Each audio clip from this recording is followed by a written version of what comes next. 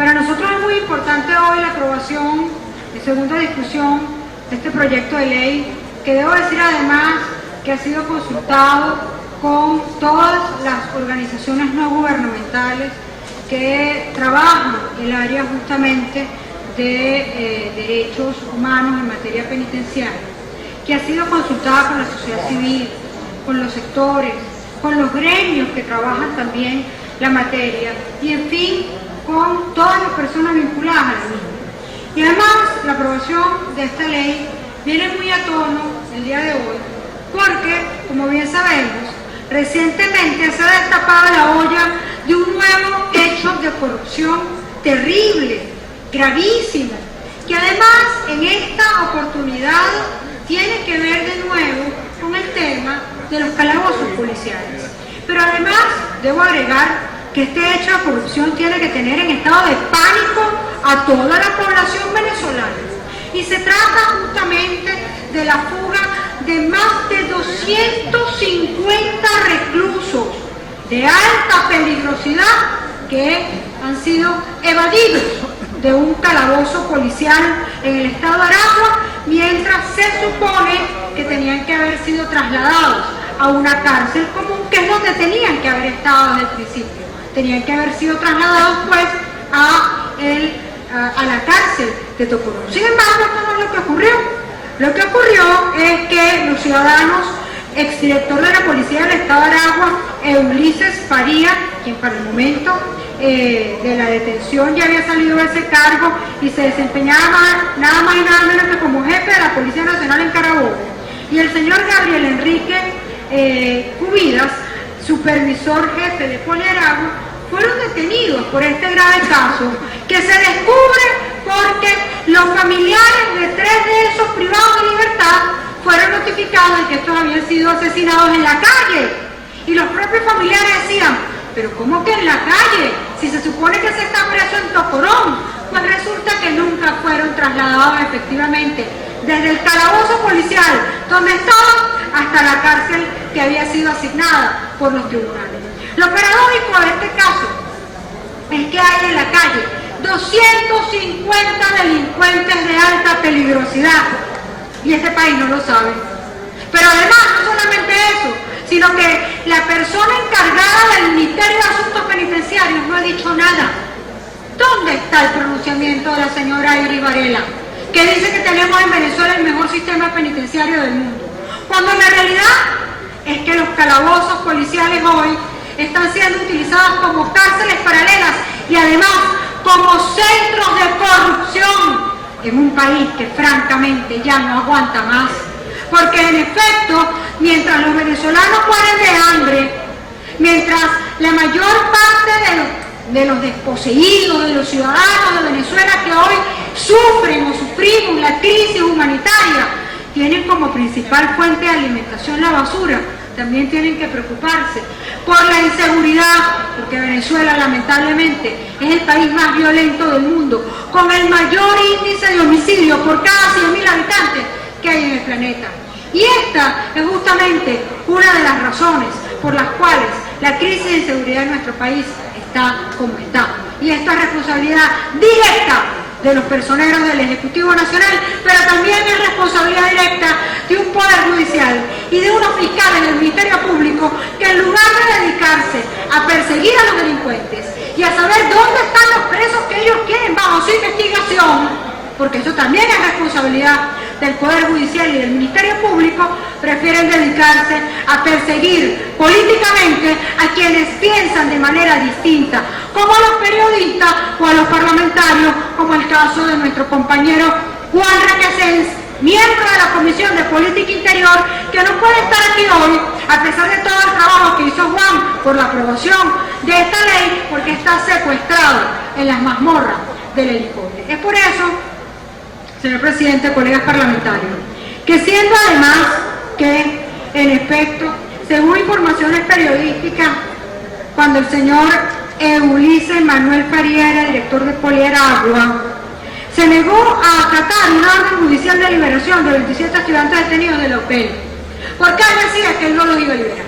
Es decir, eran presos de este señor, presos políticos de este señor que hoy está vinculado, según las informaciones oficiales que han sido difundidas por los medios de comunicación social, nada más y nada menos que con la banda criminal peligrosísima denominada el Tren de Aragua.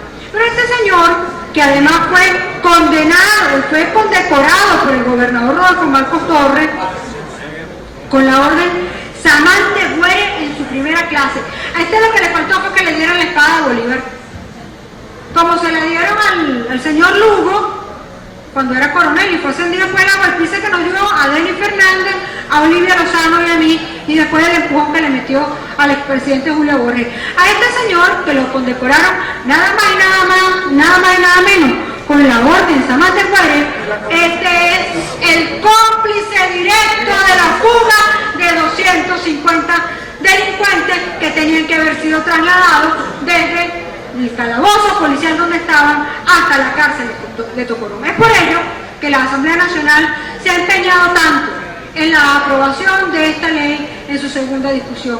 Queda la Asamblea Nacional, como siempre, trabajando por un país que bien merece que lo recuperemos, conscientes de que con proyectos de ley serios, bien pensados y bien trabajados, que van a ser puestos en marcha una vez que recuperemos la democracia en Venezuela, cosa para la que también estamos trabajando, pues sabemos que este país va a echar para adelante, porque sí hay futuro. Si lo que hay en nuestro país es futuro, hay futuro Venezuela, hay esperanza Venezuela, y queda también en manos del Ejecutivo Nacional, de los usurpadores de Miraflores, que tienen que ser desalojados porque están ocupando un cargo que no tienen, de Miraflores, la responsabilidad directa, como siempre, de todo lo que es el tema en materia de seguridad ciudadana. Por ello, señor presidente, que proponemos para la consideración de la plenaria la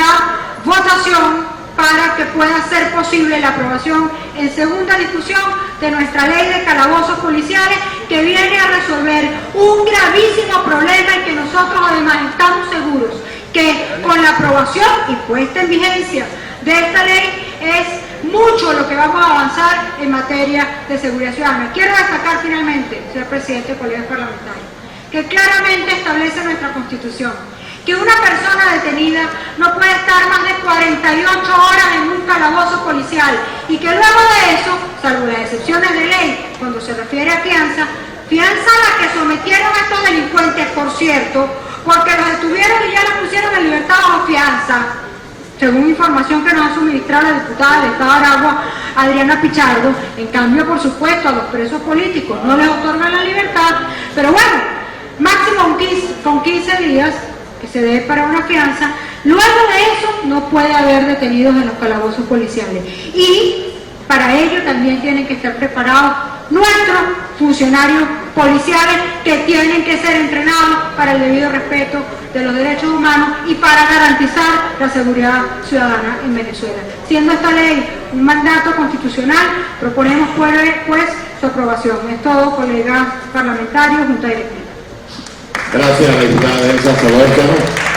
Están anotados la diputada Adriana Pichardo, Oscar Ronderos y Yajaira Forero para intervenir. A todos les agradecemos la concreción al tiempo reglamentario, a los efectos de ver si es posible que, haciendo un esfuerzo todos, podamos, habiendo consenso, sacar en segunda discusión este proyecto de ley. Tiene la palabra la diputada Adriana Pichardo.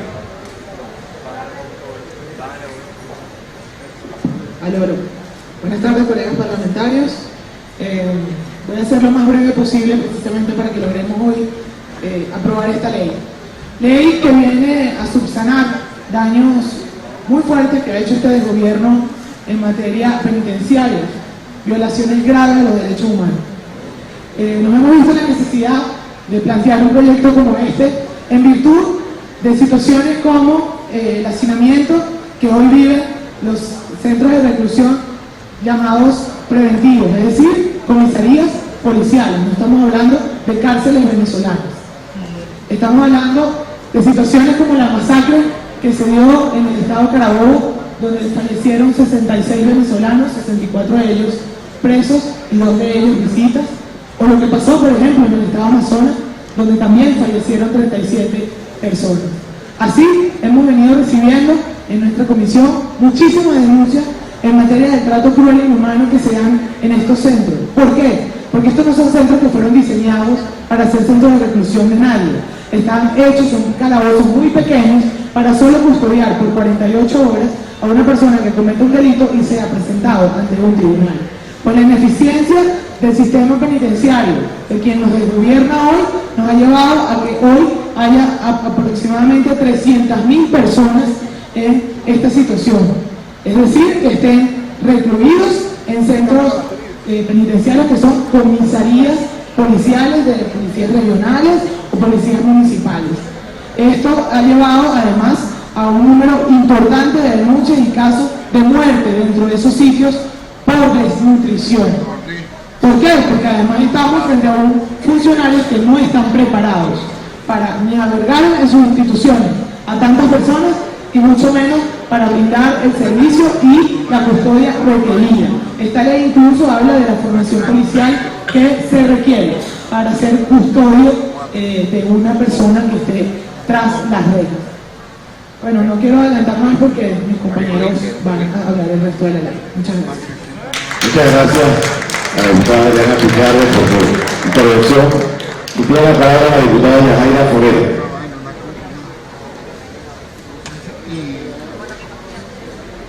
Sí, muy buenas tardes, ciudadano presidente, colegas diputados. Un tema sumamente importante como es el tema de la inseguridad.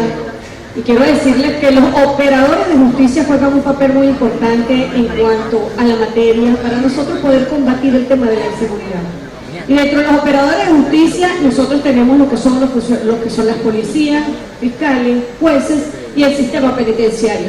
Y yo diría que el sistema penitenciario juega un papel sumamente importante porque de esto depende de que aquellas personas que hayan cometido un delito puedan ser reinsertados en la sociedad.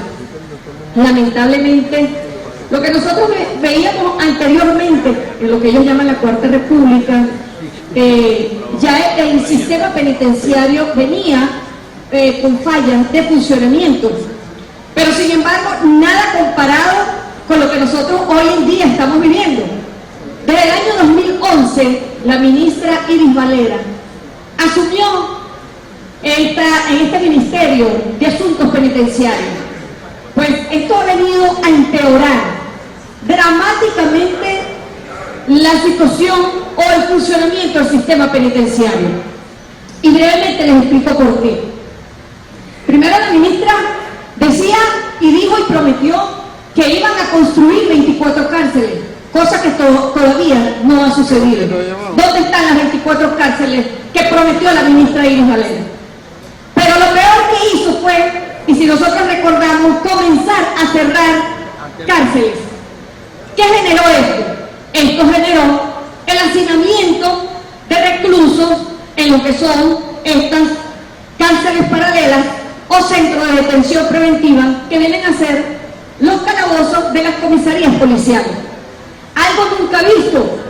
Sin embargo, anteriormente nosotros podíamos ver presos en las comisarías policiales, pero se cumplía con las 48 horas de detención preventiva. A las 48 horas ya ellos eran trasladados a los tribunales y luego se les seguía su proceso y eran llevados a los retenes o a las cárceles como tiene que ser. Pero la ministra Iris Valera, para lavarse las manos del gran problema en que se metió cerrando estas cárceles y no cumplir con lo que prometió de construir 24 cárceles más, en estos 7 años no lo hemos visto. Pero peor aún, en que emitió una circular donde prohíbe a los cuerpos policiales trasladar detenidos a las cárceles sin la autorización de este ministerio. Entonces, ¿qué está pasando? Lo que está pasando es que ella se lava las manos con este oficio y los detenidos se mantienen en estas cárceles preventivas. Por supuesto, violándosele el debido proceso, violándosele los derechos humanos. El hacinamiento de los calabozos ha traído gravísimas consecuencias. A veces nosotros pensamos que solamente el hacinamiento, un grupo de personas que están allí recluidas, pero no, esto trae graves consecuencias en cuanto a la seguridad, porque los funcionarios policiales tienen que permanecer cuidando y custodiando a estos detenidos y abandonan su función primordial, que es resguardar la vida de los ciudadanos. Pero peor aún, allí en estos calabozos policiales, los detenidos, por el gran hacinamiento que hay, han habido fugas, como lo decía Delsa Solórzano, en estos momentos, de acuerdo a la organización Una Ventana a la Libertad, solamente hizo un estudio en este año 2018, en el primer semestre, en 12 estados, van 287 personas que se han evadido de estos centros preventivos. Y solamente han recapturado el 30%. Eso significa, como decía Delsa también, la cantidad de personas que han cometido delitos y que por no estar en una cárcel acorde, con las condiciones acorde para tener a estas personas allí privadas de libertad, se han fugado. Pero hay otro problema más grave que nosotros a lo mejor se nos ha olvidado, y es el hecho de que muchos funcionarios policiales han perdido la vida cuando estas personas han intentado evadirse. Entonces es una situación que por supuesto nosotros tenemos que, si se quiere parar a través de esta ley de calabozo, donde se establece que solamente son 48 horas de detención que puede estar una persona que haya cometido un delito. Porque aparte de todo lo que yo he mencionado, son muchos problemas los que ha traído este hacinamiento o esta situación tan grave de sistema penitenciario, que simplemente se ha lavado, este ministerio se ha lavado las manos y le ha dejado el problema a los cuerpos policiales. Yo creo que para nosotros es un reto aprobar esta ley el día de hoy y que por supuesto sigamos denunciando todas estas graves violaciones a los derechos humanos, no solamente de nuestros presos políticos, sino también de estas personas, porque recordemos que muchas de las personas que están allí, muchas son inocentes, inclusive han perdido la vida estando allí sin que ni siquiera se le inicie un juicio. Es todo, muchísimas gracias. Gracias a la diputada Yajaira Forero por su intervención. Y para cerrar este debate, tiene la palabra el diputado Oscar Ronderos.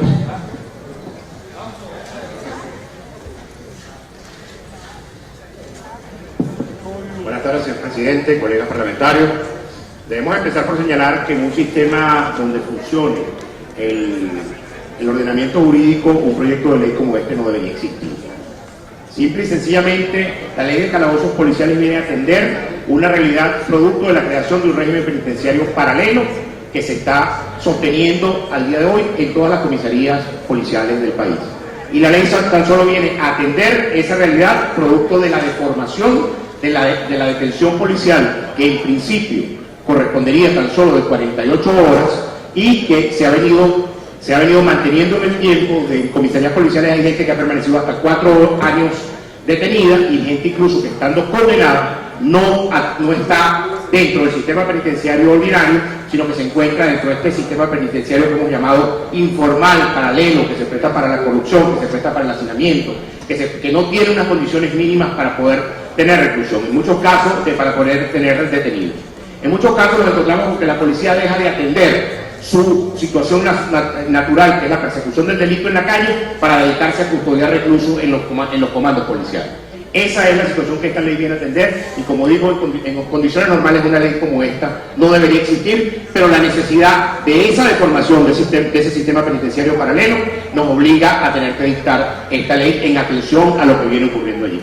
La detención policial no debe durar más de 48 horas, como bien decía Delsa, y en el caso de que se decrete una medida cautelar sustitutiva que implique fianza, lo que implica mantener la detención hasta que se cumpla con los requisitos de la fianza, al máximo será de 15 días, como lo estamos estableciendo en la ley. Por otro lado, el tema del ejercicio del derecho penal del enemigo por el gobierno y el exacerbado uso del sistema penitenciario como mecanismo de persecución penal de la disidencia, de quienes opinan distinto, de quienes quienes no atienden a la forma de pensar del gobierno, ha hecho que se incremente de manera importante el número de personas detenidas. El Código Orgánico Procesal Penal, que fue dictado en el año 92, en el año 2000, atendía del año 99, perdón, y que entró en vigencia en el año 2000, atendía a un proceso donde en principio la regla es la libertad y la excepción es la detención. Aquí se ha convertido en un proceso al revés. Encontramos, por ejemplo, el caso de 34 ciudadanos de descendencia portuguesa, gerentes de automercados, que están detenidos por el hecho de haber tenido unos armarios vacíos producto de la escasez que el propio gobierno ha generado. Esa es la mejor demostración del mal uso del sistema penal venezolano, de la persecución penal a quienes piensan distinto, de la persecución penal, que es imposible sostenerse. ¿Qué delito puede haber cometido un señor gerente de un automercado por el hecho de tener los anaqueles vacíos? Simple y sencillamente este gobierno pretende escudar su irresponsabilidad en el proceso de destrucción del aparato productivo nacional, que ha dejado a los venezolanos sin alimentos y medicina, en la detención de esos 34 señores portugueses inocentes, cuyo única tarea es entregarle trabajo al país, como lo ha demostrado la comunidad lusa en Venezuela. Es por eso entonces que esta ley viene a atender esa realidad que el gobierno no quiere ver, esa realidad que hace que el proceso que viven los detenidos hacinados en las comandancias policiales sea una situación terriblemente grave, incluso peor que el sistema penitenciario formal. Por eso esta ley viene a atender esta situación y por eso pedimos al resto de los compañeros diputados que nos acompañen en esta propuesta de ley. Es todo, señor presidente.